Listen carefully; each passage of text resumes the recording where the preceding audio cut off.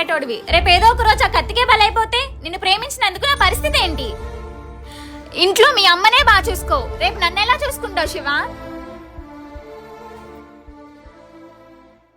అమ్మా అమ్మా, ఫ్యాన్ పోయిందే, కొత్త ఫ్యాన్ కొనుక్కుందాం. ఇల్లు కూడా మనకు కొంచెం ఇబ్బంది ఉంది, వేరే దగ్గర ఇల్లు తీసుకుంటాను. ఈ రోజు నుంచి గొడవలకు కూడా వెళ్ళమ్మా, రేపు నుంచి ఏదో పని చూసుకుంటాను. నీకు ఇంకా నమ్మకం కుదరట్లేదు కదా? నీ మీద ఒట్టు, ఇక్కడి నుంచి కత్తే పట్టుకోను. ఇన్ని సంవత్సరాలు నేను ఏ రోజు బాగా చూసుకోలేదే, ఇక హ్యాపీగా చూసుకుంటా. మా నా అవ్వవే.